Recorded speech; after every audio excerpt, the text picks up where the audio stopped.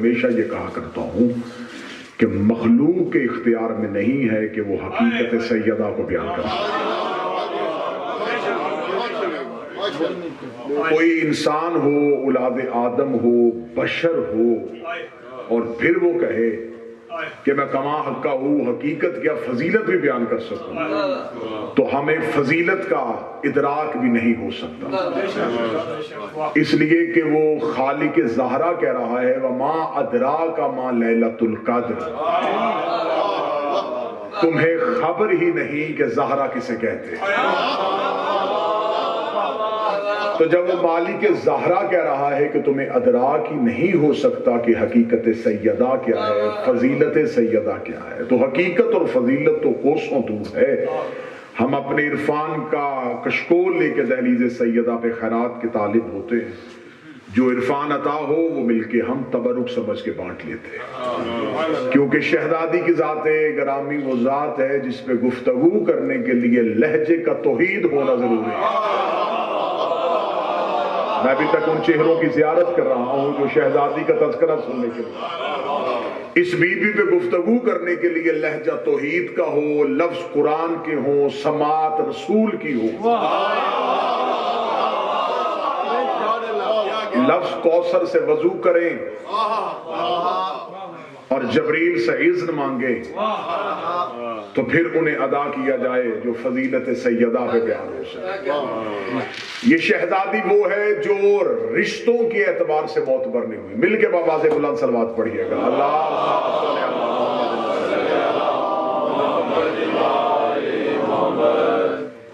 یہ شہزادی وہ ہے جو رشتوں کے اعتبار سے معتبر نہیں ہوئی۔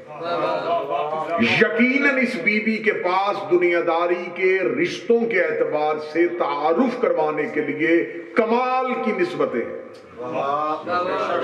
اس شہزادی کے پاس کتنی بڑی نسبت ہے کہ یہ رسول اعظم کی بیٹی ہے۔ میں دنیا داری کی نسبتیں بیان کرنے لگا، اس شہزادی کے پاس کتنی بڑی نسبت ہے کہ یہ پیغمبر مرسل اعظم کی بیٹی، یہ بہت بڑی نسبت ہے، یہ علی جیسے امیر کی زوجہ ہے، یہ بہت بڑا شرف ہے، یہ حسنین جیسے شہزادوں کی ماں ہے۔ اب میں نے آپ کو نسبتیں بتائی ہیں تو اب آپ کو تائید کا حق ادا کرنا چاہیے۔ اتنی نسبتیں ہونے کے باوجود یہ نبی کی وجہ سے معتبر نہیں۔ اس بی بی کو اپنا تعارف بیان کرنے کے لیے اور اپنی نسبت کا قد بڑھانے کے لیے دنیا کو یہ نہیں بتانا پڑتا کہ میں نبی کی بیٹی ہوں تو اس لیے معتبر ہوں، میں علی کی زوجہ ہوں تو اس لیے معتبر ہوں، میرے بیٹے حسنین جیسے ہیں تو میں اس لیے معتبر ہوں۔ یہ بیٹوں کی وجہ سے مشہور نہیں ہوئی، یہ شوہر کی وجہ سے مشہور نہیں ہوئی، وہ اور بیویاں ہیں جو باعزت شوہروں سے نسبت پا کے مشہور ہوتی ہیں،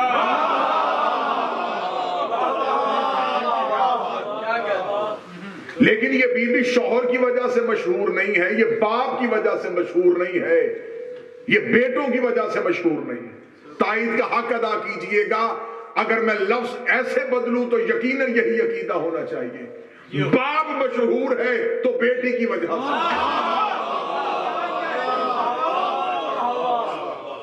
امامت نسبت لیتی ہے تو سیدہ سے، ولایت نسبت لیتی ہے تو سیدہ سے۔ ابھی تک چند بندے پریشان ہو کے مجھے دیکھ رہے ہیں کہ بہت بڑا فخر ہوتا ہے نبی کی بیٹی ہونا، بہت بڑا اعزاز ہوتا ہے علی کی زوجہ ہونا، بہت بڑا شرف ہوتا ہے حسنین کی ماں ہونا، لیکن اس نے جملہ کیا کہہ دیا کہ نبی کی وجہ سے معتبر نہیں ہے، علی کی وجہ سے معتبر نہیں ہے، حسنین کی وجہ سے معتبر نہیں ہے۔ تو ابھی مجلس شروع ہونے سے حدیث قصاص سے آغاز کیا گیا ہے۔ حدیث قصاص میں فرشتوں نے پوچھا تھا میرے اللہ چادر کے نیچے کون ہے، تو خدا نے نہیں کہا تھا محمد کی بیٹی ہے، علی کی زوجہ ہے، حسنین کی اماں ہے، خدا نے کہا ہم فاطمہ تو ابوہا وقالوہا وقنوہا، یہ زہرا ہے، یہ زہرا کا باپ ہے، یہ زہرا ہے، یہ زہرا کا شوہر ہے، یہ زہرا ہے، یہ زہرا کے بیٹے ہیں۔ خدا نے مرکز سیدہ کو بنا کے دنیا کو بتایا تھا کہ زہرا رشتوں سے نہیں پہچانی جاتی، رشتے زہرا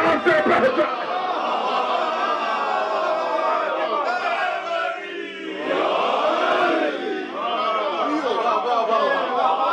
کہ نبی کے پاس اعزاز ہے کہ اس کی سیدہ جیسی بیٹی ہے، یہ علی کے پاس شرف ہے کہ اس کے پاس سیدہ جیسی زوجہ ہے۔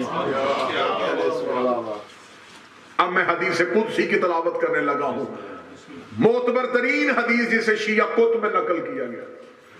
حدیث قدسی ہے کہ خدا کہتا ہے میرا محمد اگر تجھے خلق نہ کرتا تو افلاک میں کچھ بھی نہ بناتا۔ متوجہ نہیں، قبلہ تعین فرمائیں گے آپ، اے میرا مصطفیٰ اگر میں تجھے خلق نہ کرتا تو افلاک میں کچھ بھی نہ بناتا۔ اور حدیث قدسی سے آگے بڑھی اور آگے بڑھ کے کہا علی کو خلق نہ کرتا تو مصطفیٰ کو خلق نہ کرتا۔ اور حدیث یہاں رکی نہیں، حدیث اس سے بھی آگے گئی، فرمایا اگر فاطمہ کو خلق نہ کرتا ان دونوں کو خلق نہ کرتا۔ شیعہ مذہب کی معتبر حدیث میں نے پڑھی، اس کا مطلب ہے کہ کائنات بنی ہے وجہ نبی، علی خرز خلقت وجہ نبی، سیدہ خلق ہوئی ہے تاکہ ان دونوں کی خلقت کو پہچنوائے۔ اسی لیے اس پہ ایک حدیث معصوم پڑھنے لگا، معصوم فرماتے ہیں ہم مخلوق پہ حجت ہیں، ہماری ماں ہم پہ حجت ہے۔ حضرت جناب سیدہ طاہرہ بلند تر صلوات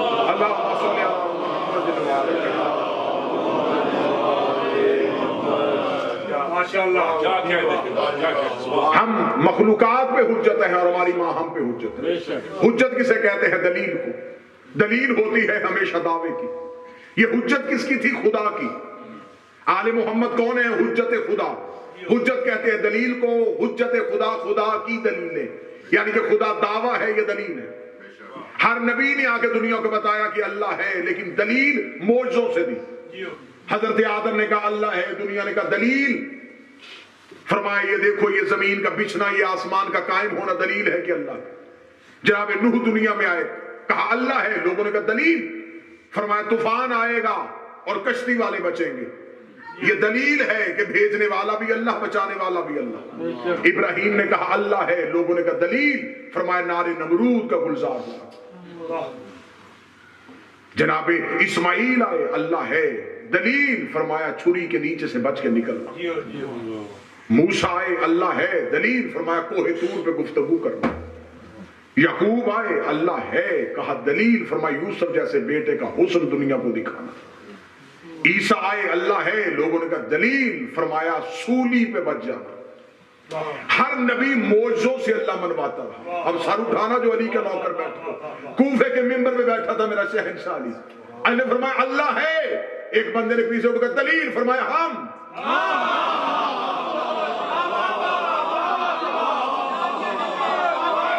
توحید پہ دلیل ہے۔ ہم بتاتے ہیں کہ وہ خالق کیسا ہے، ہم بتاتے ہیں وہ مصور کیسا ہے، ہم بتاتے ہیں وہ شافعی کیسا ہے۔ اس کا مطلب ہے حجت کہتے ہیں دلیل کو، حجت خدا جو اللہ پہ دلیل ہو، جو اللہ کو پہچنوائے وہ ہے حجت۔ اب معصوم کی حدیث سننا، معصوم فرماتے ہم ہیں مخلوقات پہ حجت، ہم نے لوگوں کو بتایا ہے کہ اللہ ہے۔ تو قریب بیٹھو، یہ میرا ساتھ ہے۔ ہم نے مخلوقات کو بتایا ہے کہ اللہ ہے، ہماری ماں نے ہمیں بتایا ہے کہ اللہ ہے۔ سیدہ امت پہ حجت نہیں، معصوموں پہ حجت ہے۔ سیدہ لوگوں پہ حجت نہیں، معصومین پہ حجت ہے۔ میں لفظ اچھا کر کے دینے لگا ہوں، سیدہ امتوں پہ حجت نہیں، حجتوں پہ حجت۔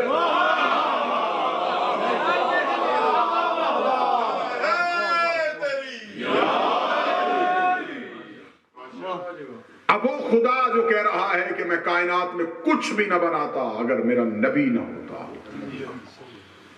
اور میں نبی کو نہ بناتا اگر علی کو خلق نہ کرتا، اور علی و محمد دونوں کو نہ بناتا اگر فاطمہ کو خلق نہ کرتا۔ وہی خدا جو قادر مطلق ہے اور وہ کہہ رہا ہے کہ میں اپنے قوانین کو کبھی بھی نہیں توڑتا۔ آیت قرآن فَلَن تَجِدَ اللَّهُ لِسُنَّتٍ تَبْدِيلًا، میری سنتیں کبھی تبدیل نہیں ہوتی، میرے آئین کبھی بدلتے نہیں، میرے قانون کبھی ٹوٹتے نہیں۔ متوجہ رہیے گا، خدا کہہ رہا ہے کہ میرے قوانین کبھی نہیں ٹوٹتے، میں جو قانون بنا دیتا ہوں وہ ہمیشہ قائم رہتا ہے۔ پوری کی پوری کائنات جو ہے یہ خدا کے بنائے ہوئے قانون کے تحت چل رہی ہے۔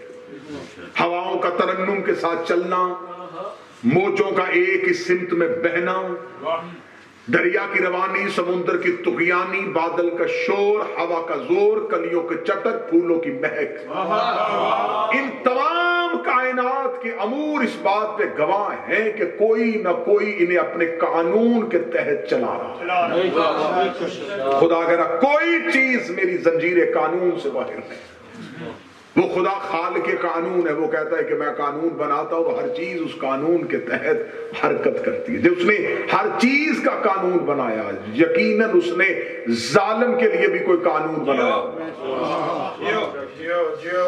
اب آئیے قرآن سے پوچھتے ہیں کہ میرے مالک تو نے ظالم کے لیے کیا قانون بنایا؟ خدا نے کہا اگر آدم کے بیٹے حابیل کو قابیل نے قتل کیا تو میں نے قرآن میں قابیل کی مذمت کی۔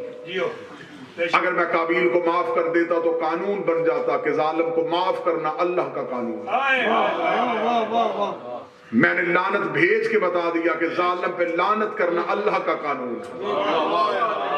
اگر خدا قابیل کو معاف کرتا قانون اور ہوتا، خدا نے مذمت کی قانون اور ہے۔ اگر خدا نمرود کو چھوڑ دیتا قانون اور ہوتا، اگر اس نے مچھر کے ذریعے مروا دیا تو قانون اور ہے۔ اگر خدا فرعون کو بخش دیتا قانون اور ہوتا، اگر تھپیڑوں کے ساتھ غرق کر دیا قانون اور ہے۔ اگر نوح کے بیٹے کو معاف کر دیتا قانون اور بن جاتا، لیکن اگر بلندی سے پہاڑ کی زمین پہ گرا دیا تو قانون اور ہے۔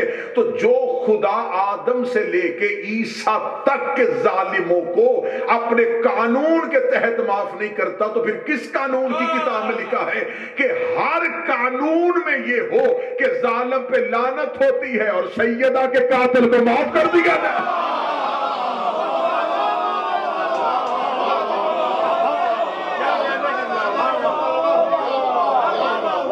تو قاتلین سیدہ پہ لعنت کرنا شیعوں کا طریقہ نہیں۔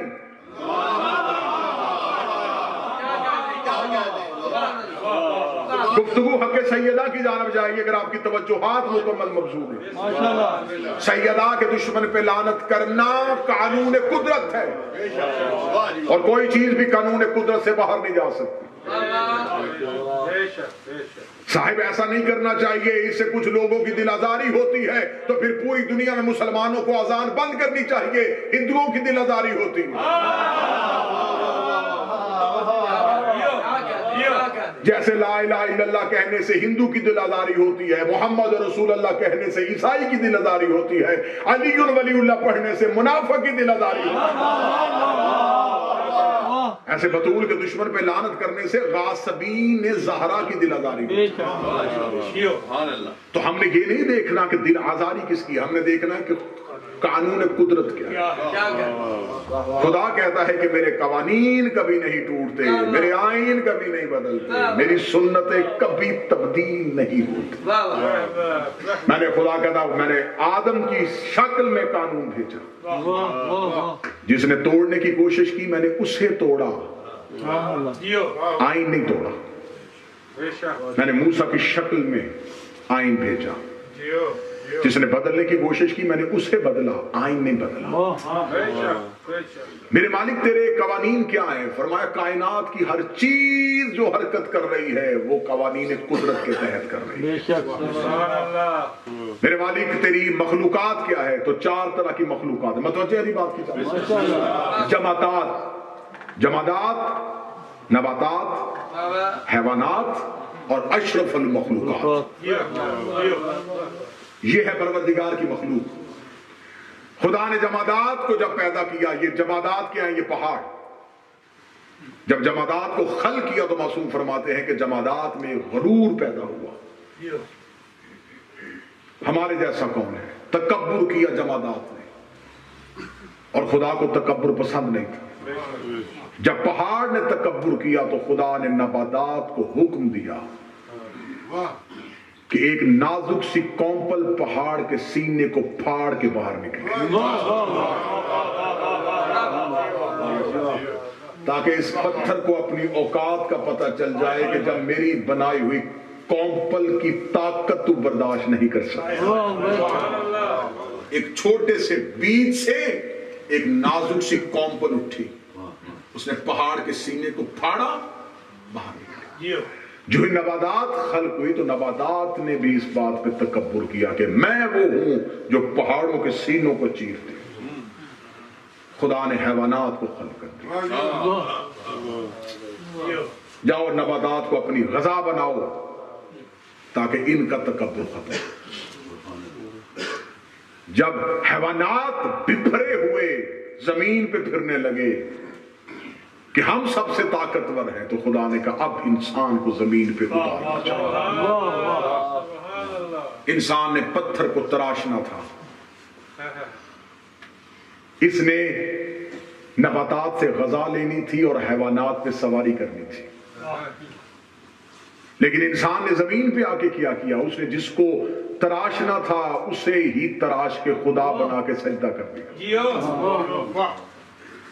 मौजू जनाब सैयदा है, गुफ्तगू आपने नहीं। उसने उसी पत्थर को तराशा और उसे बुत बनाया और उसे सजदा करना शुरू कर दिया। जिस नबातात को खुदा ने गज़ा बना के भेजा था उसने उसी दरख्तों को झुकना शुरू कर दिया। जिस हैवानात को खुदा ने उनके लिए मुसख्खर किया था वो उसी से डरना शुरू हो गया। खुदा ने कहा मैंने तो तुझे इंसान अशरफुल मखलूकात बनाया था और तू तमाम मखलूकात का ताबे हो गया। पत्थर को सजदे कर रहा है, दरख्तों को सजदे कर रहा है, हैवानात से घबरा रहा है। तो खुदा ने कहा नहीं, अब इनको कोई अशरफ नमूना दिखाना पड़ेगा। फिर कुछ ऐसे अशरफ उतरे, उन्होंने बुतों को तोड़ के बता दिया कि पत्थर की औकात क्या।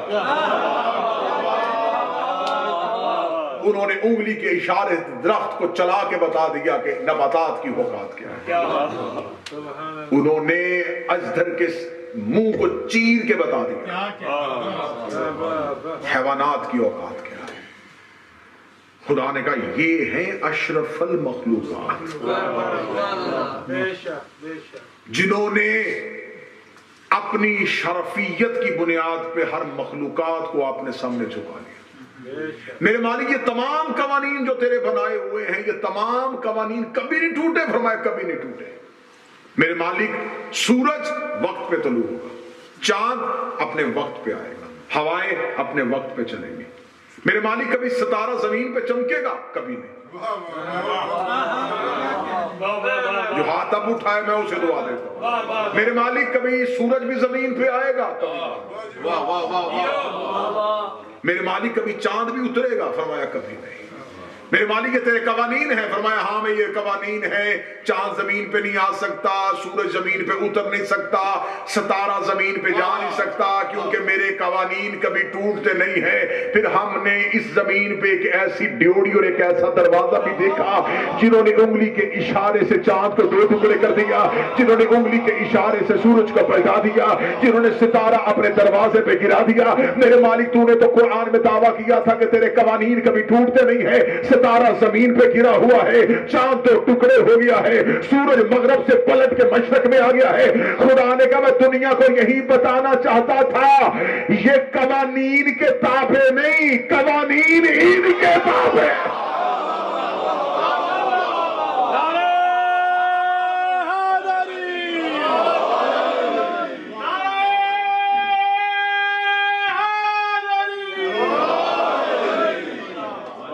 ये कवानीन के पीछे नहीं चलते, कवानीन। बात अब अगले मोड़ पे यहां आके खड़ी हो गई कि ये वो हैं जो अल्लाह के कानून बनाते हैं। मैं फिर अकीदा पढ़ने लगा हूं, जनाब सैयदा पढ़ना है मुझे, मैं फिर अकीदा पढ़ने लगा हूं। ये है आले मोहम्मद, ये कानून कुदरत के बानी हैं। یہ قوانین قدرت کو بناتے ہیں. جو بندہ چپ بیٹھا ہے وہ اٹھے، میں ابھی دلیل دیتا ہوں. اب مجھے بتاؤ کہ اللہ کا قانون لکھا کہاں ہے؟ قرآن میں. بابا جی قرآن ہے قوانین الہی کی کتاب. ہم قرآن اٹھاتے ہیں تو ہمیں قوانین قدرت کا پتہ چلتا ہے. یہ تمام قوانین کہاں لکھے ہیں؟ قرآن میں. تو قرآن یہی منبر پہ لے کے آؤ. اگر تو قرآن میں قانون پہلے بنا ہو اور انہوں نے عمل بعد میں کیا ہو تو پھر ماننا پڑے گا یہ ہے محتاج قانون. کیونکہ قوانین پہلے بنے، انہوں نے عمل بعد میں کیا. لیکن ہمیں کہانی برعکس نظر آ رہی ہے. یہ بستر پہ پہلے سوئے، آیت بعد میں آئی. انہوں نے زکات پہلے دی، آیت بعد میں آئی. یہ میدان میں پہلے گئے، آیت بعد میں آئی. اس کا مطلب ہے کہ قوانین قدرت نے ان کے اعمال کے مطابق ڈھل کے بتا دیا تھا کہ آل محمد کے اعمال کا نام قوانین الہیہ ہے. اب جو خدا نے قرآن میں کہا تھا کہ میرے قوانین ٹوٹتے نہیں ہیں، اس کا مطلب ہے جو آل محمد حلال کر دے وہ قیامت تک حلال رہتا ہے، جو حرام کر دے وہ قیامت تک حرام رہتا.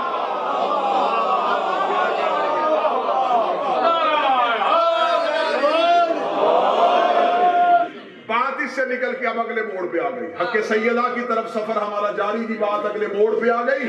بات یہاں پہ آ کے رک گئی کہ یہ ہے قوانین الہیہ کو بنانے والے. سبحان اللہ. اب دو طرح کے طبقے سامنے آ گئے بابا. ایک ہے اہل بیت اور ایک ہے امت. دونوں میں فرق ایک جملے میں سمجھانے لگا. جو قوانین قدرت کے تحت ہوں وہ امت ہے. قوانین قدرت جن کے تحت ہوں. جس نے مقدمہ سیدہ سننا ہے سر اٹھانا. جو قوانین میں نے ثابت کیا ہے دلائل کے ساتھ، یہ قوانین قدرت کتابیں نہیں، قوانین قدرت ان کتابیں. اس کا مطلب ہے کہ امت اور اہل بیت میں فرق ہے. امت وہ ہے جو قوانین پر عمل کرتی ہے. اہل بیت وہ ہیں جن کے عمل سے قوانین بنتے ہیں. اتنا سٹیٹس کا فرق ہے اہل بیت میں اور امت میں. امت قانون کے تابع، قانون الہی اہل بیت کے تابع. تو اب اگر اہل بیت میں سے کوئی ایک امت میں سامنے جائے اور کسی چیز کا مطالبہ کرے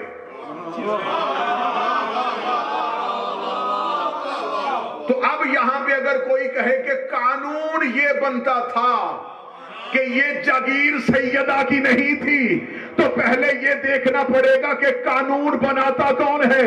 قانون تو 14 بناتے ہیں. تو اس کا مطلب ہے دربار میں نبی کی بیٹی نہیں کھڑی تھی، قانون الہی کھڑا تھا. اور جس نے ممبر سے جھٹلایا تھا اس نے حسین کی ماں کو نہیں جھٹلایا، خدا کے قانون کو جھٹلایا.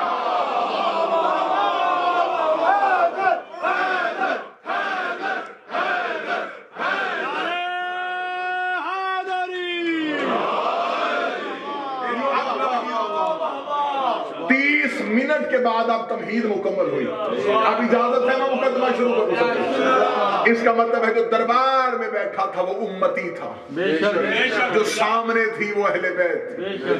اور اہل بیت قوانین کے تابع نہیں، قوانین ان کے تابع. تو پھر کس قانون کے تحت گواہ مانگے گئے؟ سبحان اللہ. سامنے آئین الہی کھڑا تھا، سامنے قانون الہی کھڑا.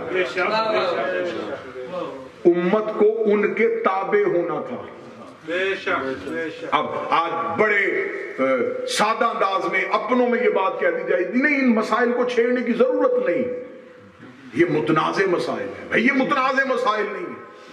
میں پوری ذمہ داری کے ساتھ لفظ کہنے لگا ہوں، یہ مسئلہ فدق جگیر کا مسئلہ نہیں، اسلام کی صداقت کا مسئلہ ہے.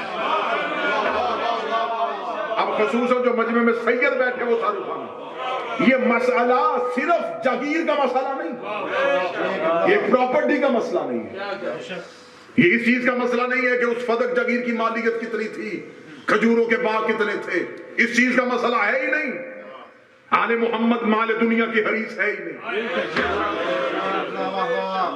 امیر المومنین نے فرمایا اگر دنیا میں ایک رائی کے دانے کے برابر بھی زینت ہوتی، میرے شیعوں کے گھروں کی سیڑھیاں سونے کی ہوتی. علی فرماتے لیکن مال دنیا میں زینت نہیں ہے. بے شک. تو جو علی مال دنیا کے مخالفت میں نہج البلاغہ میں خطبے دے چکا ہے. یہ مسئلہ جگیر کا مسئلہ نہیں تھا، یہ مسئلہ قرآن کی صداقت کا مسئلہ. اب تک یہ مسئلہ شیعہ سنی کے لیے متنازع ہو سکتا ہے، نکلو فرقوں کی بحث سے باہر. اگر آج کسی غیر مسلم نے اسلام کی صداقت پہ سوال کر دیا تو یہ جگیر فدق کے جو طرفدار ہوں گے وہ اسلام کے محافظ بنیں گے. جس نے فدق کا انکار کیا وہ اسلام کا انکار کرتا ہے. اب یہاں تک گفتگو سنیے، اب اگلے نتائج کو ضرور سماعت فرمائیے. وجہ جب شہزادی دربار میں آئی ہے، تو جب بی بی دربار میں آئی ہے تو یہ کیونکہ دنیاوی شہزادی نہیں، یہ مملکت الہیہ کی شہزادی. دنیاوی بادشاہ اور شہزادیاں چلیں تو ساتھ خادم اور کنیزیں چلتے ہیں. جب شہزادی گھر سے چلی ہے تو یہ شہزادی نہیں چل رہی تھی، شہزادی کے پیچھے محافظ بن کے آیہ تطہیر چل رہی تھی. آیہ تطہیر ہی میں نے تلاوت کی. انما یرید اللہ لیذھب عنکم الرجس اہل البیت ویطہرکم تطہیرا. اہل بیت میں نے ہر قسم کے رجس کو تم سے دور رکھا ہے. اچھا جناب سیدہ کے معاملے میں کتنی روشن بات ہے کہ اہل بیت کے بارے میں امت دو نظریات کا شک. ہم مکتب تشیع کو کہتے ہیں کہ اہل بیت سے مراد نبی کا خاندان ہے، مولا امیر المومنین ہے، حسنین کریمین ہیں اور شہزادی اور ان کی پاک اولاد. لیکن اس کے مخالف جو نظریہ ہے وہ کہتے ہیں نہیں، یہاں یہ جو آیت تطہیر ہے اس سے مراد نبی کے گھر کے اندر رہنے والی وہ عورتیں جو ازواج کی صورت میں تھی اور بیٹیوں کی صورت میں تھی. اچھا جناب سیدہ پہ آ کر لطف یہ آیا ہے کہ جس نے اہل بیت میں مولا علی کو نہیں مانا نا، وہ بھی اہل بیت میں جناب سیدہ کو مانتا. اگر اس نے اہل بیت میں جناب حسنین کو نہیں مانا لیکن اس نے آیت تطہیر کا مصداق جناب سیدہ کو مانا. اگر اس نے یہ کہا ہے نا کہ اہل بیت میں اس سے مراد اہل البیت یعنی کہ جو نبی کے گھر کے اندر رہتی تھی، وہ نبی کی بیویاں تھیں اور نبی کی بیٹیاں تھیں، تو خدا نے ان کے لیے یہ آیت اتاری ہے، تو اس نے بھی اس آیت میں سے جناب سیدہ کو باہر نہیں نکالا. اب میں نتیجہ دینے لگا ہوں، آپ ایک لمحے کے لیے بور نہیں ہوں گے، اب نتیجہ میں میرا ساتھ دیں گے. اس نے بھی کہا کہ جناب سیدہ اہل بیت میں، اس کا مطلب ہے دشمن بھی اقرار کر چکا ہے کہ سیدہ مصداق کے اہل بیت، اور خدا آیت تطہیر میں دعویٰ کر چکا ہے کہ ہر قسم کے رجس کو اہل بیت سے دور کیا ہے. میں نے منبر پہ جملہ کہا ہے کہ یہ مسئلہ فدق جگیر کا مسئلہ نہیں، یہ مسئلہ اسلام کی صداقت کا مسئلہ ہے. اب جب شہزادی گھر سے نکلی تو صرف شہزادی نے نکلی، آیت تطہیر بھی ساتھ چلی گئی. اب آیت تطہیر دربار میں کھڑی ہے. اب اگر یہ کہا جائے کہ معاذ اللہ ثم معاذ اللہ بی بی کا مطالبہ حق پر مبنی نہیں تھا تو صرف جناب سیدہ کو نہیں جھٹلایا جائے گا. اس کا مطلب اگر سیدہ نے مطالبہ غلط کیا تو پھر اس کا مطلب آیت تطہیر نے اعلان غلط کیا تھا. اگر آیت غلط تھی تو اس کا مطلب معاذ اللہ قرآن غلط تھا. اگر قرآن غلط ہوگا تو پھر پورا اسلام غلط ہو جائے گا. اس کا مطلب ہے کہ دربار میں اکیلی زہرا نہیں کھڑی تھی، پورا اسلام کھڑا تھا. آدم سے لے کے محمد تک کے نبی کھڑے تھے. اب جو زہرا کو جھٹلائے گا تو جو زہرا کو نہیں جھٹلائے گا، پورے اسلام کو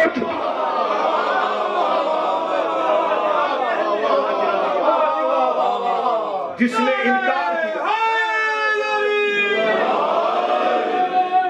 یہ انکار سیدہ نہیں ہوگا. فتح کے موقع اس مضمون پہ موضوع پہ مفصل گفتگو میں کروا چکا ہوں، بہت سی مجالس فتح پہ پڑھی.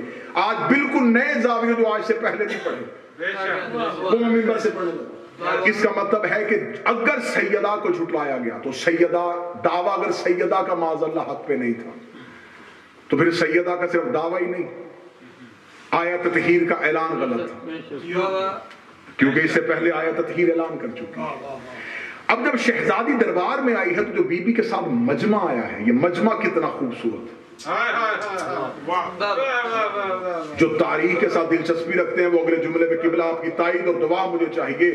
بی بی اس مجمع کو لے کے دربار میں آئی ہے جو 1 سال پہلے توحید کی طرف سے مباہلے میں گیا تھا۔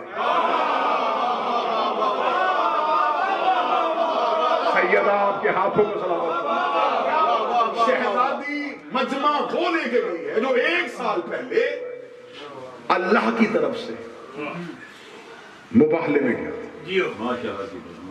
اور یہ جو 4 گواہی دینے کے لیے گئے ہیں نا، جو 3 گواہی دینے کے لیے سیدہ کے ساتھ کھڑے ہیں، یہ 3 جو تھے یہ یا تو اللہ کے گواہ بن کے گئے تھے یا رسول اللہ کے گواہ بن کے گئے تھے یا سیدہ کے گواہ۔ اب یہ گواہ کھڑے ہو گئے بی بی نے۔ اور ایک بات میری نوجوان نسل یاد رکھے، اس موضوع پہ جتنی میری ریسرچ اور جتنی میری تحقیق، کیونکہ شہزادی نے ذمے میری خلقت کی وجہ یہ ڈیوٹی دی، تو جتنی میری ریسرچ ہے، جناب سیدہ کا مطالبہ 1 نہیں 2 تھے۔ ایک مطالبہ فتق، ایک مطالبہ میراث۔ بیک وقت بی بی نے 2 مطالبے کیے تھے اور دونوں مطالبات میں بی بی نے حکومت کو شکست دی۔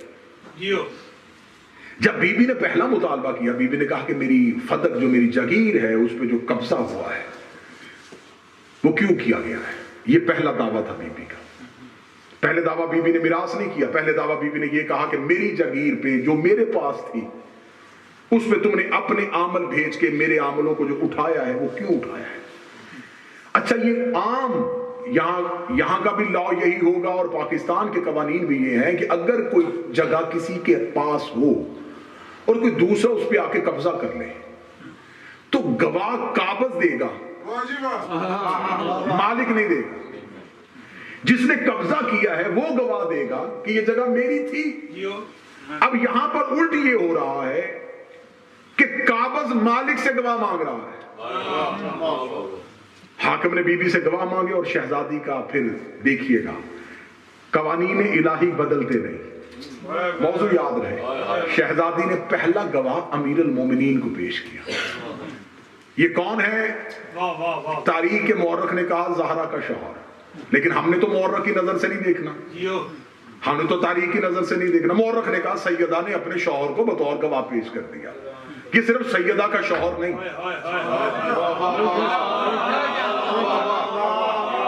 خدا کہہ رہا کل کفا باللہ شہیدن بینی و بینکم ہمارے عندہ علم الکتاب۔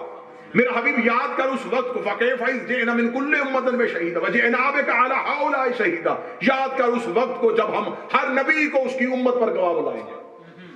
آدم اپنی امت پہ گواہ، نوح اپنی امت پہ گواہ، ابراہیم اپنی امت پہ گواہ، اور خدا کہہ رہا پھر وہ وقت آئے گا جب ہم ان تمام انبیاء پر تجھے گواہ بلائیں گے۔ مثلا خدا کہتا بروز قیامت آدم گواہی دے گا میری امت نے میرے ساتھ کیا سلوک کیا، نوح گواہی دے گا کون میرے سفینے پہ گیا تھا کون نہیں بیٹھا، ابراہیم گواہی دے گا کس نے پتھر مارے کس نے ساتھ گیا تھا، موسیٰ گواہی دے گا کون میرے ساتھ گیا تھا کون پیچھے رہ گیا تھا۔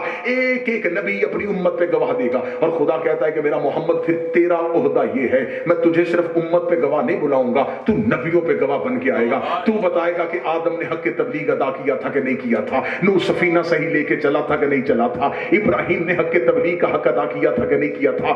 نبی امتوں پہ گواہ ہوں گے، تو نبیوں پہ گواہ ہوگا۔ نبی کا یہ سننا تھا، نبی کا سر سجدے میں جھکا، فرمایا میرے اللہ پھر اس کا مطلب ہے صرف آخری گواہی میری ہوگی، فرمایا کل کفا باللہ شہیدن بینی و بینکم، پھر تیرے اور میرے درمیان وہ گواہ آئے گا، ایک تیری گواہی کے لیے میں آؤں گا، ایک وہ آئے گا جس کے پاس کتاب کا پورا علم ہے، جس کے پاس علم الکتاب کا مالک ہے۔ اس میں تمام تفاصیل لکھا، علم الکتاب کا مستحق صرف اور صرف حسنین کا بابا، غازی کا بابا علی ابن ابی طالب ہے، تو جسے قیامت کے میدان میں محمد اللہ کے ساتھ گواہ لے کے آئے گا، اسے بطول دربار میں گواہ لے کے گئی تھی، تو اس کا مطلب علی کی گواہی کو نہیں جھٹلایا گیا، اللہ کے گواہ کو جھٹلایا۔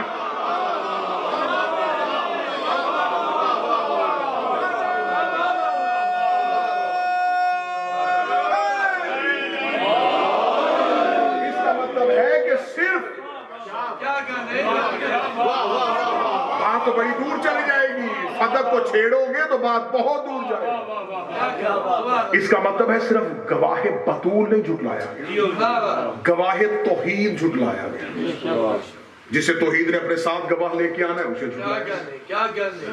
अच्छा, अब मुझे बताइए कि अदालत को गवाहों की जरूरत क्या होती है? जब अदालत को इत्मीनान ना हो दावे पे, तो वो दावे में गवाह लेके आती कि हम दावे पे मुतमिन नहीं, गवाह लेके आए। इसका मतलब है कि अदालत सैयदा के दावे पे मुतमिन नहीं थी तो उन्होंने गवाह मांग लिए। तो अब अगर गवाह गलत मुतालबे पे गवाही दे तो इसका मतलब है सिर्फ मुतालबा गलत नहीं, गवाह भी गलत। कितने अंधे कुएं में गिर रहा है मुसलमान। एक शख्स को बचाते बचाते कितनी बड़ी इस्लाम की इमारत गिरा रहा है। तुम चंद शख्सियतों को बचाते हो, इस्लाम की इमारत गिरा रहे। तुम कहते हो जनाब सैयदा ने अली को गवाह पेश किया, तुमने लिखा किताबों में, और अली की गवाही को तस्लीम नहीं किया गया। जब अली की गवाही को तस्लीम नहीं किया गया तो इसका मतलब अंडरलाइन क्या निकलता है कि अली ने माज़अल्लाह गवाही गलत दी थी। तो जब अली ने गवाही गलत दी तो चौथे नंबर पे अली को खिलाफत क्यों दी?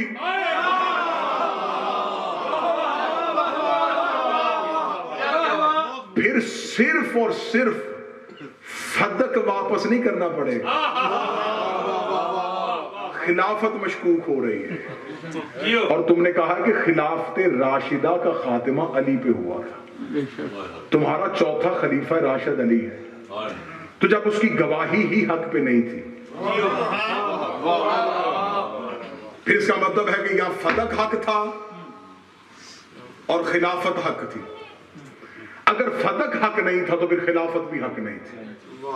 तो फिर हमें तो कोई खतरा नहीं क्योंकि हमारे पास तो इमामत है। फिर तुम्हारी खिलाफत मशकूक हो रही। इसके बाद आगे चले, बीबी ने जो अगले दो गवाह पेश किए वो कौन थे? वो बीबी के शहजादे थे। मुहर्रख ने फिर लिखा कि माँ ने बेटों को गवाह पेश किया। मुहर्रख फिर गलती कर गया, ये माँ बेटे नहीं पेश कर रही, इन बेटों का स्टेटस क्या है? आओ रसूल से पूछो। रसूल ने कहा हसन वल हुसैन सैयदा शबाब अहल जन्नत। हसन हुसैन जन्नत के सरदार हैं। जन्नत के सरदार जमीन पे गवाही दे रहे हैं। अब अगर हम ये कहेंगे कि माज़अल्लाह हसनैन की गवाही ठीक नहीं थी तो फिर जन्नत की सरदारी मशकूक हो जाएगी। फिर क़यामत वाले दिन एक नई ट्रेजेडी हो सकती है कि आदम कह सकता है मेरे अल्लाह मैंने एक वो दाना खाया जो मुझ पे हराम नहीं था और मुझे जन्नत से निकाल दिया। इन्होंने पूरी जगीर का मुतालबा गलत किया और इन्हें जन्नत का मालिक बना दिया।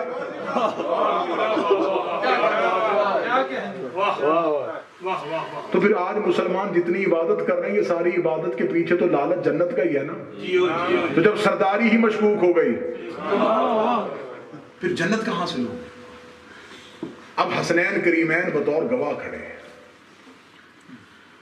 अच्छा, अब सामने से क्या कह के गवाहियों को झुटलाया जा रहा है? रिश्तेदारी है, शौहर है जी बीवी के साथ, तो मालियत में हिस्सा, मलकियत में हिस्सेदार है, गवाही नहीं।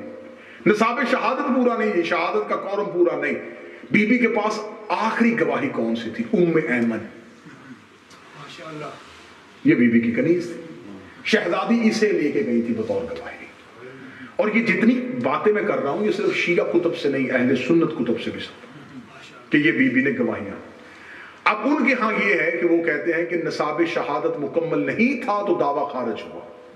निसाब शहादत इसलिए मुकम्मल नहीं था कि मौला अली शौहर थे, हसनैन बेटे थे। तो बीबी के पास एक कनीज थी उम्मे ऐमन, और एक औरत की गवाही जो थी वो काबिल कबूल नहीं थी। मेरी शहजादी आपके पास गवाहियां और भी थी। आपके घर में उम्मुल फजल बैठी थी, आपके घर में अस्मा बिनते उमैस बैठी, आपके पास फिजा जैसी कनीज मौजूद, आपके पास उम्मे सलमा जैसी ज़ौजा पैगंबर मौजूद। बीबी उम्मे ऐमन का चुनाव क्यों किया?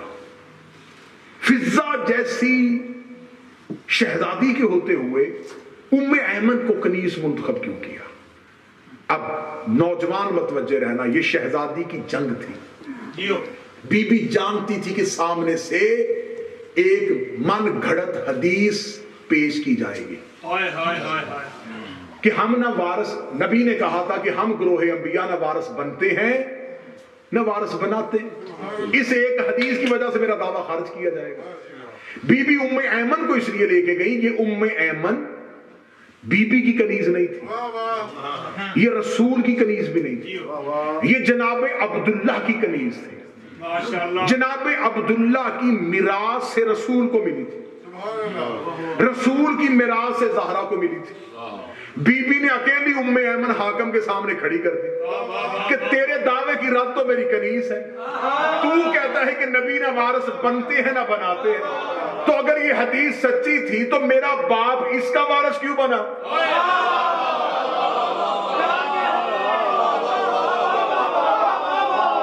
ये तो मिरास में मेरे बाप को मिली और मेरे बाप से मुझे मिरास में मिली। अकेली उम्मे ऐमन बीबी ने हाकम के दावे की रद्द में खड़ी कर दी, जिसकी कनीज हुकूमत का रद्द हो।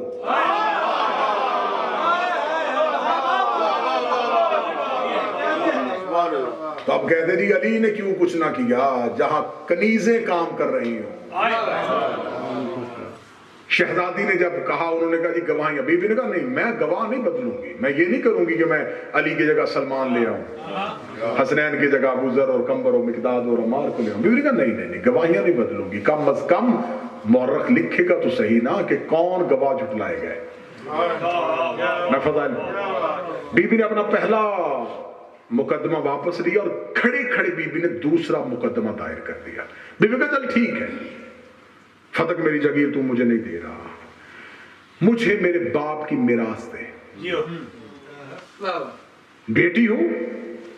और बीबी ने ये जुमला कहने से पहले कहा, बीबी ने कहा ऐ कहाफा का बेटा तू बता क्या तू अपने बाप का वारिस है? क्या तुझे तेरे बाप की मिरास मिली? क्या लगा मिली। फिर तुझे तेरे बाप की मिरास मिल सकती है तो मुझे क्यों नहीं मिल सकती? मुझे मेरे बाप की मिरास दे, मैं बेटी हूं, मैं बाप की मिरास लेना चाहती हूं, मुझे मेरे बाप की मिरास दे। सामने से आवाज आई कि रसूल की बेटी, जब हमने तुम्हें कहा है कि तेरे बाबा की हदीस है कि हम ग्रोहे अंबिया न वारिस बनते हैं न वारिस बनाते हैं, अगली सतर पढ़ूं और सैयदा की दहलीज पे सजदे में गिर जाऊं और उम्र जनाबे नूह की उम्र की मानद हो तो शुक्र अदा ना हो। जब उसने कहा ना कि तेरे बाबा ने कहा था हम ना वारिस बनते हैं ना बनाते हैं, बीबी ने चादर के नीचे से सर उठा के कहा तुझे मेरे बाबा ने वारिस बनाया था।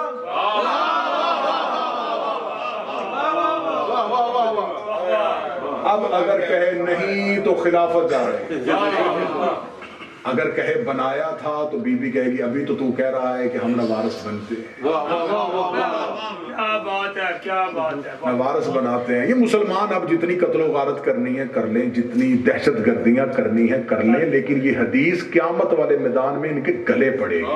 ये जो मन घड़त हदीस में पूरे के पूरे मजहब की छत खड़ी की हुई है ना कि नबी ने कहा था कि हम ग्रोहे अंबिया ना वारिस बनते हैं ना वारिस बनाते हैं, और खुदा सूरह मरियम में कह रहा तिलकुल जन्नतुल्लती नूरसु मिन इबादिना मन काना तकिया, हमने जन्नत का वारिस उन लोगों को बनाया हुआ है जिनको हमने दुनिया में मुत्तकी किया हुआ था, जिन्हें हमने इबादत गुजारों में से मुत्तकी चुना हुआ था, हमने उन्हें जन्नत का वारिस बनाया हुआ है, हमने उन्हें जन्नत का वारिस बनाया हुआ है।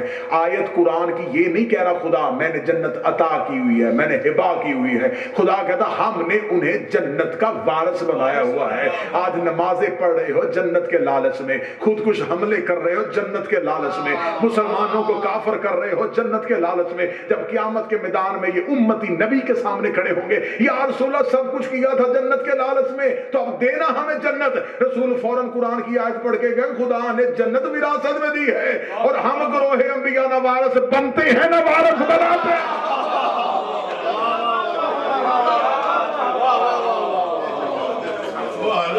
तुम्हारा ही दावा तुम्हारे गले की हड्डी बनेगा।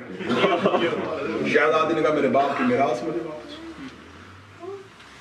उसने कहा सैयदा मैं हदीस पढ़ रहा हूं। बीबी ने कहा अच्छा क्या खुदा कुरान में नहीं कहता वो वारिस सुलेमान दाऊद, हमने सुलेमान को दाऊद का वारिस बनाया था। सुलेमान बाप का वारिस बन सकता है तो मैं अपने बाप की वारिस क्यों नहीं? بیوی نے کہا خدا قرآن میں کہتا ہم نے آل یعقوب کو اس کا وارث بنایا تھا، آل یعقوب باپ کی وارث بن سکتی ہے تو میں کیوں نہیں؟ بیوی نے کہا تو کہہ رہا ہے کہ میرے بابا نے کہا تھا کہ ہم وارث نہ بنتے ہیں نہ بناتے ہیں، یہ حدیث بابا کو مجھے کہنی چاہیے تھی، تجھے کیوں کہی؟ کیا میرے بابا جانتے تھے کہ ان کے بعد خلافت تیرے پاس آئے گی؟ اگر جانتے تھے تو پھر 3 دن سقیفہ میں اجتماع کیوں ہوا؟ اگر تم کہہ رہے ہو کہ یہ فیصلہ نبی نے نہیں کیا تھا، یہ مہاجر اور انصار نے مل کے کیا ہے، تو اگر نبی کو نہیں خبر تھی کہ میرے بعد حاکم تو بنے گا تو حدیث تمہیں کیوں کہہ کے گئے؟ آج لوگ طرح طرح کے اس موضوع کو بجائے ریسرچ کرنے پہ اس پہ سوالات کس طرح کے اٹھاتے ہیں؟ جی کیسے ہو سکتا ہے وہ لوگ جو نبی کی قربت میں رہے ہو، جو انہوں نے نبی کی صحبت اختیار کی ہو، وہ ایسا فیصلہ کیسے کر سکتے ہیں؟ تو تم اپنے عقیدے کی بنیاد پہ قرآن کا انکار کیوں کر رہے ہو؟ یوسف کے جو باقی بھائی تھے وہ یعقوب کے بیٹے نہیں تھے؟ برادران یوسف جو تھے قبلہ تائید فرمائیں گے وہ جناب یعقوب کے بیٹے تھے، صرف جناب یعقوب کے بیٹے نہیں، جناب اسحاق کے پوتے تھے، صرف اسحاق کے پوتے نہیں، ابراہیم کے پڑپوتے تھے، 3 نبیوں سے رشتہ داری ہو کے بھی گمراہ۔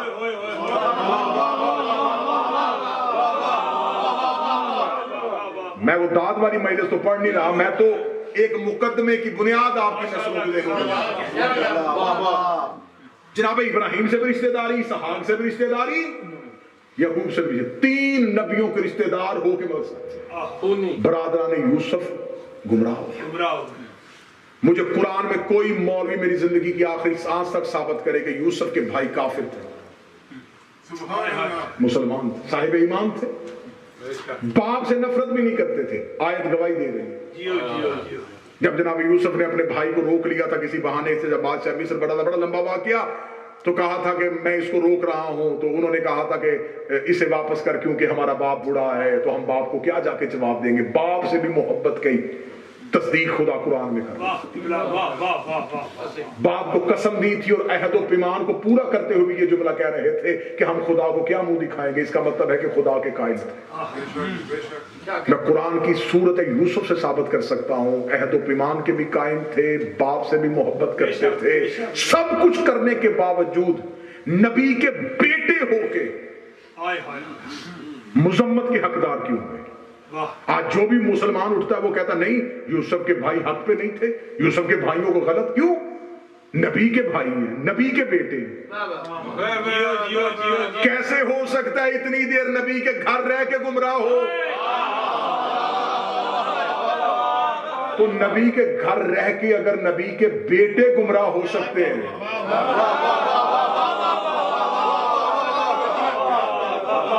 اب یہاں بھی اگر کوئی نہیں سنے گا تو اس سے آگے اب پانی ہے۔ یوسف کے بھائی کس وجہ سے ہوئے؟ صرف قرآن نے کہا ایک چیز پہ پورا کا پورا شجرہ بھی ان کا فائدہ نہ دے سکا، نہ نبی کا بیٹا ہونا فائدہ دیا، نہ نبی کا پوتا ہونا فائدہ دیا، نبی کا پڑپوتا ہونا فائدہ دیا، نہ نبی کے گھر میں رہنا فائدہ ہوا، صرف ایک عمل کی وجہ سے، حجت سے حسد کر بیٹھے۔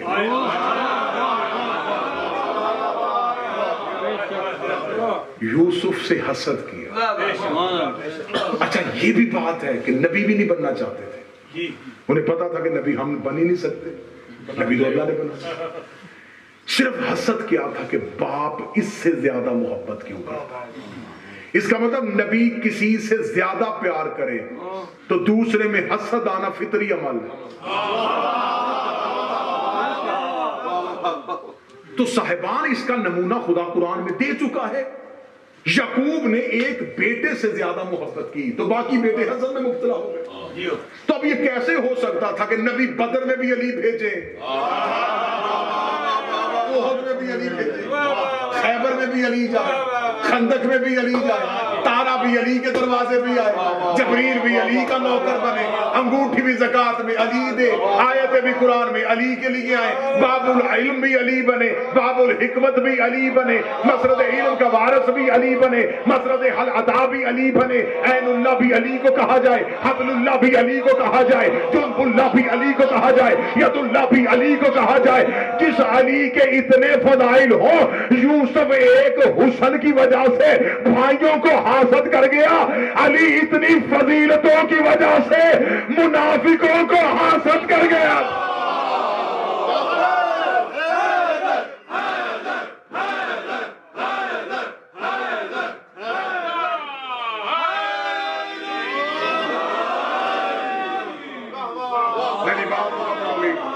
बहुत फैल रहा है, इसे मुख्तसर करो।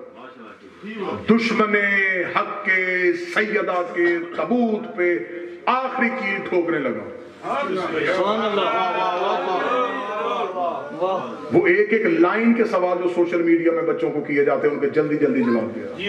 कैसे हो सकता है नबी के करीब रहने वाले? मैंने साबित कर दिया, यूसुफ के भाई नबी के घर में रह के गुमराह हो गए। नूह का बेटा नबी के घर में रह के गुमराह, मिसाल कुरान में मौजूद है।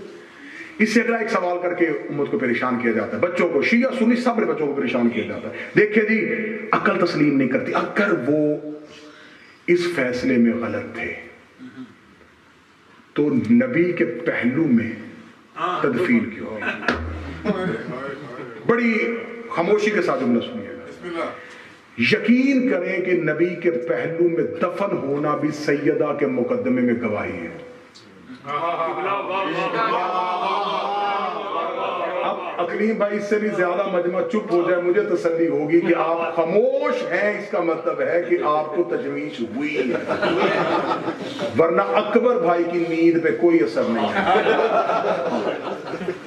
ठीक है, अब जो बंदा एक लम्हे के लिए हक्का बक्का हो जाता है ना, तो नासिर भाई ये फितरी अमल है कि उसका मतलब है कि वो थोड़ा सा इस चीज पे अपसेट हुआ कि ये इन्होंने क्या कह दिया। मैं फिर जुमला कहने लगा जी, ये तदफीन भी सैयदा के मुकदमे में बतौर गवाही।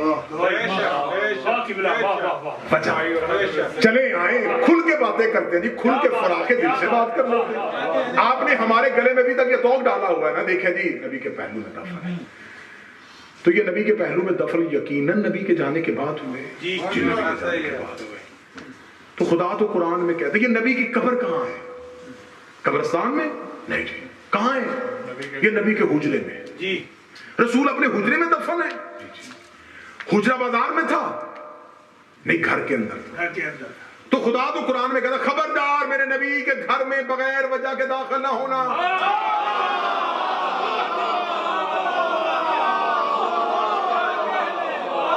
मैंने कहा था कि आखिरी कील ठोकने लगा, इसके बाद दलाइल के दरवाजे बंद। खुदा कुरान में कानून बना चुका है, नबी के घर में बगैर इजाजत के दाखिल ना होना। कब्र हुजरे में, हुजरा घर में, दफन किसकी इजाजत से हुए? ना ना ना, अभी बात वहां खड़ी है जहां आपका शऊर का परिंदा भी नहीं पहुंचा। अभी तो बात में कहां लेके जाने लगा। भाई नबी जिंदगी में इजाजत देते तो हम कह सकते थे नबी की जिंदगी में कोई शख्स मरा, उसे कहा यार रसूल अल्लाह मैं आपके हुजरे में दफन होना चाहता, रसूल ने इजाजत दे दी। रसूल दुनिया से जा चुके हैं, इजाजत कहां से मिली? कहते जी जी जी जी हम बताते हैं इजाजत कहां से, किसने इजाजत दी थी? वो कहते जी इजाजत दी थी नबी की बीवियों ने, क्योंकि उनकी रिश्तेदारी थी, वो बेटियां थी और उन्होंने, मैं बड़े इज्जत के साथ बात कर, उन्होंने इजाजत दी थी। अच्छा, उन्होंने इजाजत किस रिश्ते के एतबार से दी थी? नबी की ज़ौजा होने की हैसियत से। तो हुजरा तो नबी का था, दीदी वो हुजरा नबी का था, लेकिन उनको वो बीवी होने की वजह से हिस्से में मिला था। अच्छा, बीवी को हिस्सा मिल सकता है, बेटी को मिला क्यों नहीं मिलता?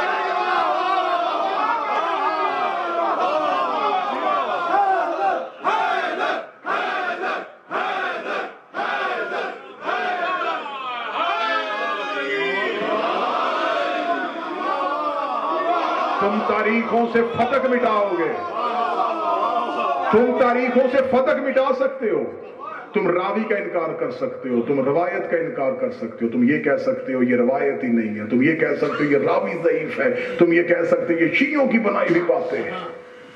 तदफीन तो हमने नहीं की। तो मलकियत रसूल में कोई सहाबी दफन कैसे हुआ? इजाजत किसने दी?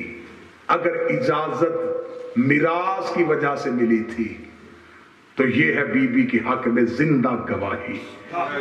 बीवी अपने हिस्से से बाप को हुजरे की कब्र दे सकती है, बेटी अपनी जागीर का मुतालबा क्यों नहीं कर सकती?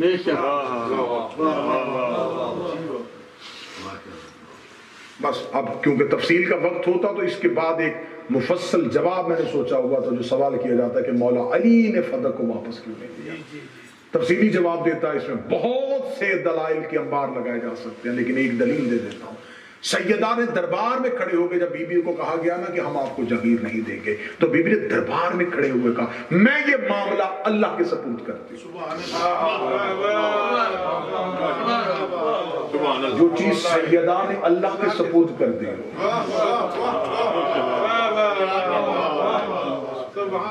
अली वो फैसला सपुर्द खुदा से वापस लेना नहीं चाहते। मौला अमीरुल मोमिनीन का नहजुल बलागा में खत मौजूद है जो अली ने लिखा था, और अली ने खत में लिखा कि हमारे पास रूए जमीन पे एक जागीर फदक थी जो हमसे छीन ली गई, लेकिन मैंने उस पे दोबारा तसल्लुत इसलिए नहीं किया कि ज़हरा उस मामले को अल्लाह के सपुर्द कर चुके थे। रोते हुए दरबार से चली गई नबी। दूर दराज से आए हुए चेहरे मेरे भाई सैयद अवैध शाह, जितने मातमी अदादार दूर दराज से आए हैं, नबी की बेटी तुम्हारा आना कबूल फरमाए।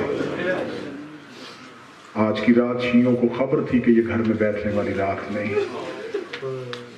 आज की रात मातमी तड़प तड़प के इमाम बारगाहों को ढूंढते हैं। थोड़ी देर जाएं, किसी बारगाह में बैठ के रो लें। मेरे साथ शादी आज सारे शिया रोने के इसलिए आते हैं कि जो हर मजलिस में रुमाल लेके जाती है ना, आज उसकी मजलिस है। आज ज़ैनब रुमाल लेके बैठी, आज दरवाजे पे हुसैन खड़ा है, आज तुम्हारी चीखें अली सुन रहा है, आज मातमियों के साथ पहलू में सज्जाद बैठा हुआ है। जो हर किसी की मजलिस में आती है, तबूत अली का हो पुरसल ज़हरा, तबूत हसन का हो पुरसल ज़हरा, तबूत हुसैन का हो, सज्जाद का हो, जो हर किसी की मजलिस में जाती है, आज है उसकी शहादत। आज हर कोई उसकी मजलिस में आया है। बेटा करबला छोड़ के आया है, बेटी शाम छोड़ के। बस यहाँ से मुसाइब का आगाज करने लगा हूँ, यहीं से चीख जरूर मोमन के दिल से निकलेगी। आई थी तो सर के बाल काले थे। अल्लाह औलाद की जिंदगियां करे, अल्लाह बच्चों की जिंदगियां करे। वापस गई सर के बाल सफेद हो गए। जितनी देर खड़ी रही बेटों को देखती रही।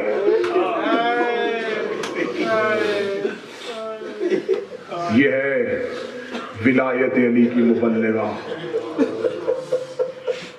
रसूल के जाने के बाद जख्मी ज़हरा अली का हाथ पकड़ के मदीने में महाजर और अंसार के घरों में जाती थी।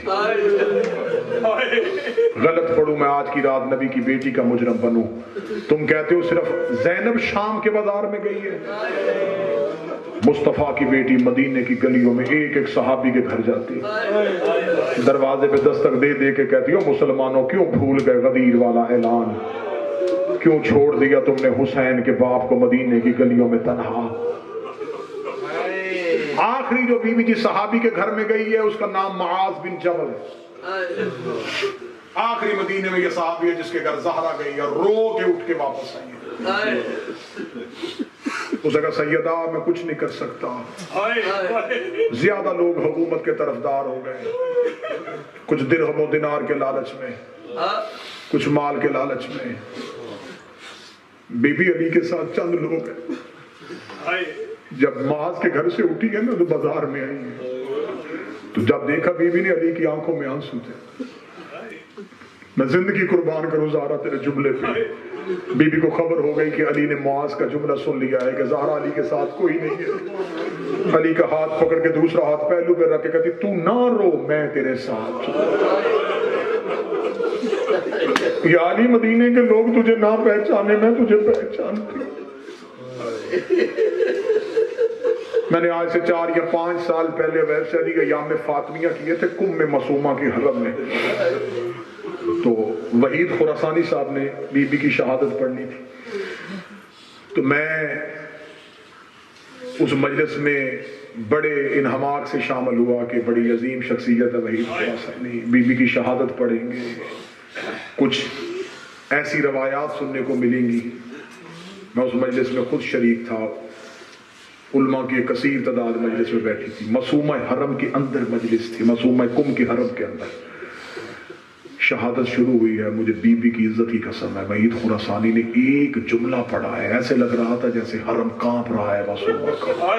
اتنا گریا ہوا کہ اس کے بعد نہ شہادت کسی نے سنی نہ کسی نے مصحف سنا. بزرگ عالم دین نے مصحف شروع کرتے سر سے امامہ اتار کے منبر پر رکھ کے کہا اس کی غربت کیسے بیان کروں جس کی خبر شہادت سن کے علی منہ کے بل زمین پہ گر گیا. علی جیسا فاتح خیبر ریت پہ منہ کے بل گر گیا. جو علی ساری زندگی نہیں رویا تھا. سلمان و ابو ذر نے اس علی کو چیخے مار کے روتے سنا. سلمان و ابو ذر ہاتھ باندھ کے کھڑے ہو گئے، کہتے تو ہمارا آسرا ہے مولا، تجھے دیکھ دیکھ کے تو ہم نے صبر سیکھا ہے. مولا تیرے گلے میں رسی آئی تو نہیں رویا، مولا تیرا دروازہ جلا تو نہیں رویا، مولا اب تو چیخے مار کے کیوں رو رہا ہے؟ علی نے فرمایا سلمان میں بوڑھا ہو گیا ہوں، وہ میری مددگار دنیا سے چلی گئی، میری غمخوار دنیا سے چلی گئی. کیسے پڑھوں جلتا ہوا دروازہ، کیسے پڑھوں گزرتی ہوئی فوج. مجھے مولا باب الحوائج ابو الفضل العباس کی جلالت کی قسم، کریم کربلا کے سجدے کی قسم، شہادت زہرا ممبر سے پڑھی ہی نہیں جاتی. شہادت سیدہ ممبر سے نہیں پڑھی، کیونکہ اس بی بی کے ساتھ مومنین کی بڑی عقیدت ہے. اس کے وہ مصائب پڑھے جائیں نا جو کتابوں میں لکھے. مجھے حسین کی ماں کی قسم امام بارگاہوں سے بندے نہیں جنازے اٹھے. تمہیں صرف ڈر ڈر کے خوف سے بچ بچ کے اتنا بتا دیتے ہیں گھر جلا دیا تھا، دروازہ جلا دیا تھا، پہلو زخمی ہوا تھا. سر پہ رکھو میرے قرآن. آج کی رات اگر کوئی ایک سید مجھے اجازت دے، میں بی بی کے پردے کی قسم کھا کے کہتا ہوں زہرا جتنی دیر زندہ رہی ہے چہرے پہ تماچے کا نشان رو رو کے کہتی ابو الحسن میرے سامنے نہ آیا کر، میرے چہرے پہ وہ داغ ہے جسے تیری غیرت برداشت نہیں کر سکتی. علی جیسا امیر رات کی تاریکی میں مدینے کے باہر جا کے رو رو کے کہتا تھا یا رسول اللہ اگر تو نے زندگی میں وعدہ نہ لیا ہوتا اور علی کی غیرت گوارا نہیں کرتی میں زندہ تھا بطول منہ کے بل زمین پہ.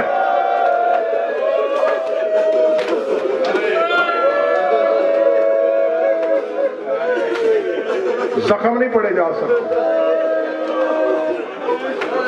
میں نے پہلے کہا زخم سیدہ پڑھے نہیں جا سکتے. میں نے تو آپ کے ڈر سے نہ دربار پڑھا،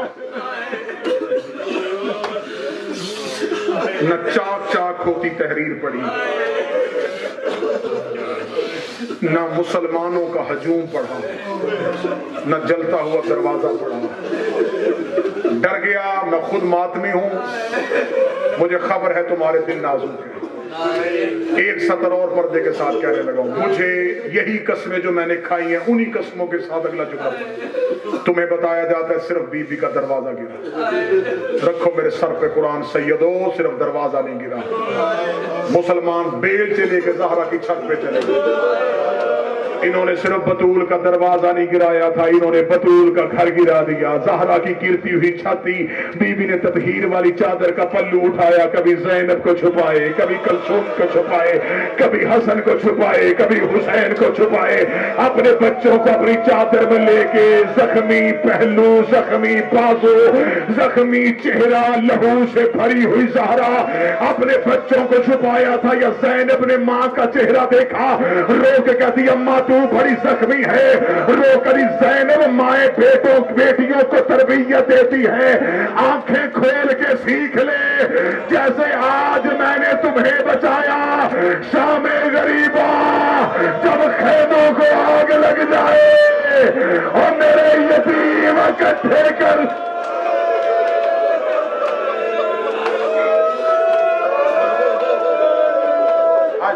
اللہ کائنات کی بیٹیوں کا احترام سکھانے والی زخمی ہو گئے بس بالکل قریب آخری دو جملے مستورات میں جنازہ اٹھے گا سیدہ میں اپنی ماں بہنوں سے اپیل کرتا ہوں سر کے بال کھول کے زہرا کو رونا آج شام کی ملکہ ماں کے جنازے پہ آئی ہے سادات و غیر سادات اتنی زخمی ہو گئی میں پھر جملہ چھپا کے پڑھنے لگا کتنی زخمی تھی جتنا شام میں سجاد زخمی تھی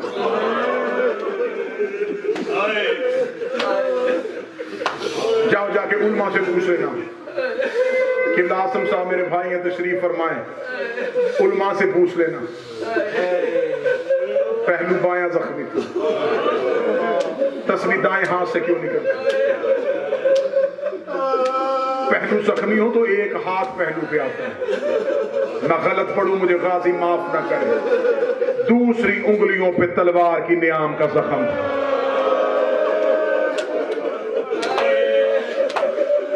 انگلیاں سیدہ کی شہید ہو چکی تھی بازو بی بی کا شہید ہو چکا تھا پہلو بی بی کا زخمی ہو چکا تھا چہرہ رسول کی بیٹی کا زخمی تھا بس جب دروازے پہ آگ لگ گئی اس کے بعد بطول زیادہ دیر حجرے میں رہتی تھی یا علی میری اولاد کو کہے مجھ سے کم ملا کرے یا علی میرے بچے میرے پاس آتے ہیں میرے زخم دیکھ یا علی اب مجھے تنہا رہنے بس جب یہ آخری شب آئی ہے نا جس شب میں ہم بیٹھے ہیں بس کتاب قیادیات کی شب میں بی بی نے علی سے یہ خواہش کی یا علی میں بابا کی قبر پہ جانا چاہتا ہوں زخمی زہرا کو علی نے اٹھایا کیسے اٹھایا جیسے شام میں سجاد نے سکینہ کا جنازہ اب اس سے زیادہ چھپا کے اور میں کیا کروں زخمی زہرا کو لے کے قبر رسول پہ علی آئے بی بی زہرا بابے کی قبر میں بیٹھ گئی بابے کی قبر کی مٹی ابھی گیلی تھی چند دن پہلے تو رسول نے دنیا چھوڑی تھی بابے کی قبر پہ دایاں رخسار رکھ کے جو بی بی نے لوہے کی سطر پڑی ہے گھر تک بستر تک اس سطر کو سوچ کے رونا آج کی رات بی بی بابے کی قبر پہ منہ رکھ کے کہتی بابا اب میں مرنا چاہتی ہوں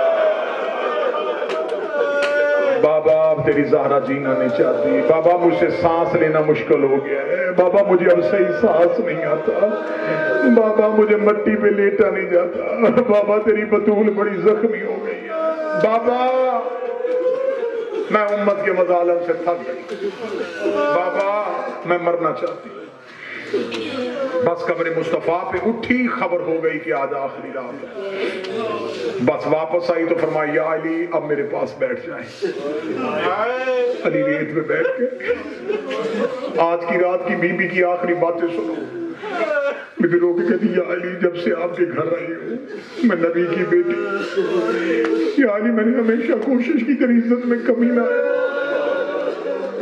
فرمایا بطول تو نے میری تائید کا حق ادا کیا بی بی رو کے کہتی میں محمد کی بیٹی معافی مانگتی ہوں، مجھے ایک چیز معاف کر دینا، چند دن ہو گئے ہیں میں تجھے ہاتھ اٹھا کے سلام نہیں کر سکتا،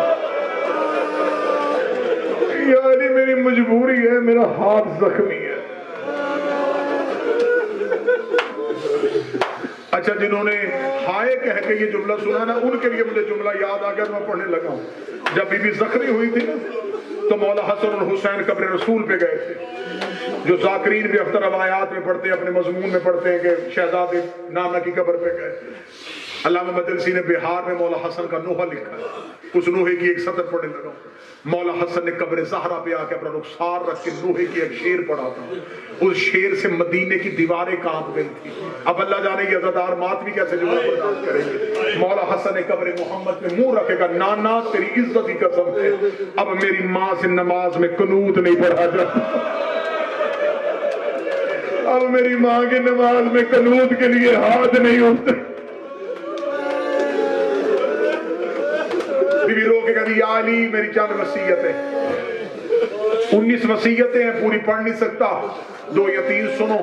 بی بی کہتی یا علی میری پہلی وصیت، یا علی میرے جنازے کا اعلان نہ کروانا، یا علی رات کی طریقی میں آدھی رات جب ڈھل جائے خاموشی سے میرا جنازہ اٹھا لینا، یا علی جن صحابہ کا میں نام لے رہی ہوں صرف انہیں اذن اور انہیں اجازت دینا، یہ میرے جنازے پہ آئیں لیکن میری تدفین میں یا علی تیرے سوا کوئی نہ ہو، یا علی مدینے کی گلیوں میں جب سناٹا ہو جائے تو رات کی طریقی میں میرا جنازہ اٹھانا۔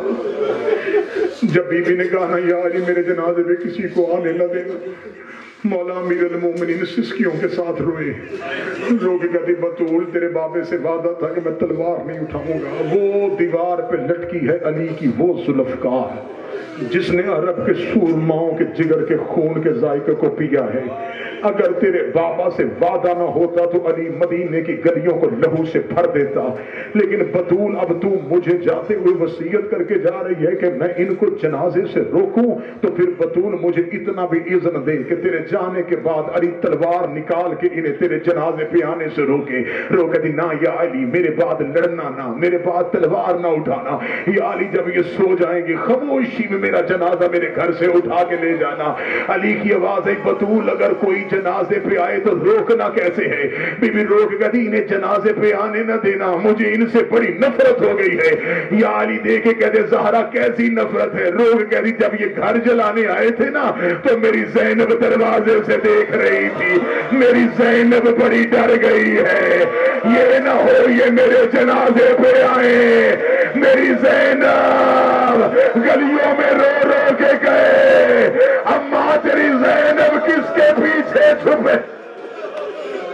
یا علی میرے جنازے میں، یا علی رات کی طریقی میں جنازہ اٹھا، یا علی میرے بعد کلابیہ خاندان میں شادی کرنا، اس بی بی کا نام میرے نام کے ساتھ ملتا ہوگا، یا علی اللہ اسے ایک بیٹا دے گا، اس کا نام عباس رکھنا، یا علی عباس دنیا میں آئے اس کی ہاتھ چوم کے کہنا زہرا سلام کہتی تھی، اس عباس سے کہنا تیری ماں فاطمہ اپنے زخمی ہاتھوں سے میرے لباس سی کے گئی ہے، یا علی میری جگیر میں میرے عباس کا حصہ رکھنا، یا علی وہ میری بیٹیوں کے پردوں کا نگران ہے۔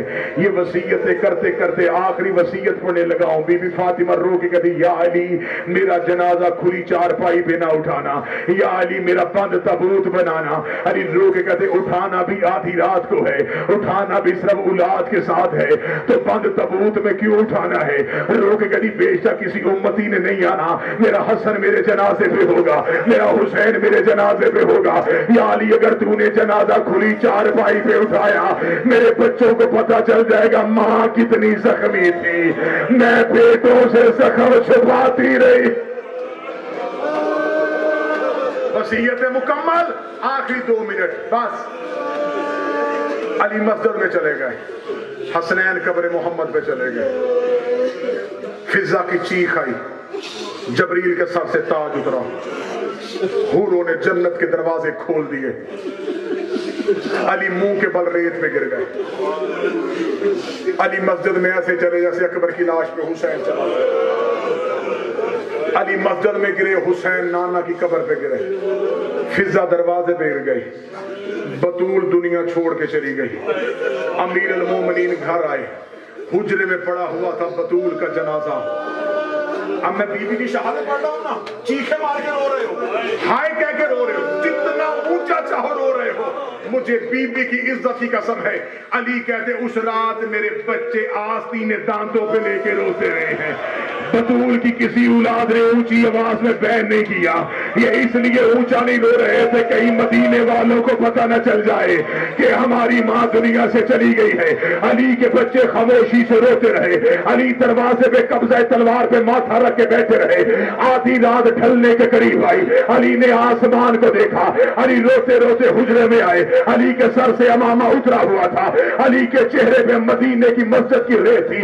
علی کی آواز آئی حسن اٹھ، حسین اٹھ، ماں کا جنازہ اٹھا۔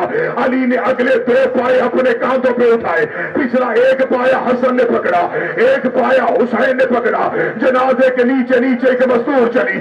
علی کی آواز آئی کون چل رہی ہے؟ آواز آئی بابا تیری زینب جنازے پہ آ رہی ہے۔ آواز آئی زینب گھر میں چلی جا، اور تیرا پردہ بچانے کے لیے علی نے بڑی قربانیاں دینی ہے۔ ادھر جنازہ چلتا ہوا صحن میں آیا، علی کی آواز آئی حسن ماں کا جنازہ واپس حجرے میں لے جا۔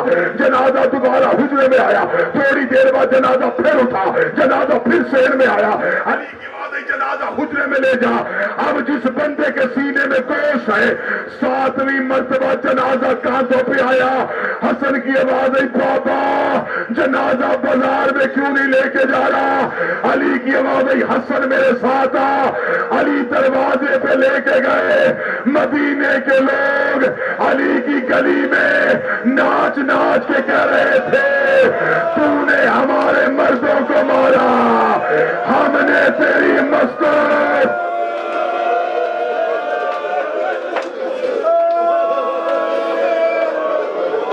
علی کی آواز آئی حسین مدینے والوں کو سونے دے، ابھی ماں کا جنازہ نہ اٹھانا۔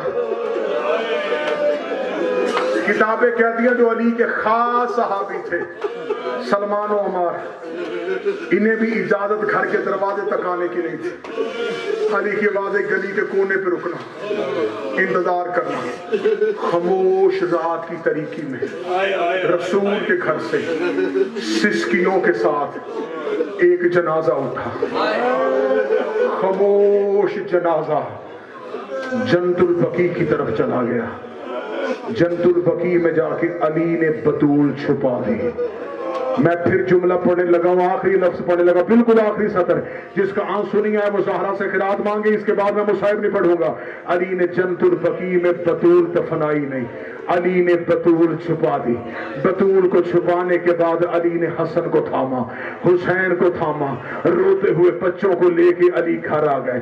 علی گھر میں آئے، زہرا کی حجرے کا دروازہ کھلا ہوا تھا، بی بی کی مسند خالی تھی، بی بی کی تسبیح بی بی کے مصلے پہ تھی۔ کبھی زینب ماں کی تسبیح اٹھا کے روتی، کبھی حسین ماں کا بستر دے کے روتا، کبھی حسین ماں کی چکی کو دے کے روتا۔ علی کے گھر میں بچوں کے رونے کی آوازیں آ رہی تھی۔ یا صبح نماز شب کا وقت ہوا، علی نے مصلی عبادت بچھایا، فضا رو کے کہی یا علی ابھی نماز کی تکبیر نہ کہنا۔ علی کی آواز آئی فضا کیا ہوا؟ آواز آئی مولا تیرے گھر میں پھر قیامت صغریٰ آ گئی۔ علی کی آواز آئی فضا ہوا کیا ہے؟ فضا کی آواز آئی مالک چراغ کو روشن کر۔ علی نے چراغ کو روشن کیا۔ اب جو بندہ ماتمی ہے ماتم کا حق ادا کرنا۔ علی نے چراغ کو روشن کیا، فضا کے سر کے بال کھلے ہوئے تھے، فضا نے چادر سر میں لی، رو کے کہی یا علی وہ مٹی پہ تیری زینب سو گئی، وہ دروازے پہ تیرا حسن سو گیا، وہ ریت پہ تیری کلثوم سو گئی۔ یا علی میں پورا گھر دیکھ آئی ہوں، مجھے حسین کہیں نہیں مل رہا، اللہ جانے کہاں مٹی پہ سو گیا ہے۔ علی نے گھر کے اندر حسین کو ڈھونڈا، علی نے تلوار نکالی، علی مدینے کی گلیوں میں چلے، علی قبر محمد پہ آئے، آواز ہے یا رسول اللہ حسین نہیں مل رہا۔ علی روتے روتے جنت البقیع میں پہنچے، ماں کی قبر پہ نور رکھ کے حسین رو کے کہہ رہا تھا اماں واپس گھر آ جا، اماں مجھے نیند نہیں آ رہی، اماں تیرا حسین اکیلا ہو گیا، اماں تیری اولاد مٹی پہ سو گئی، اماں تیرا حسین غریب۔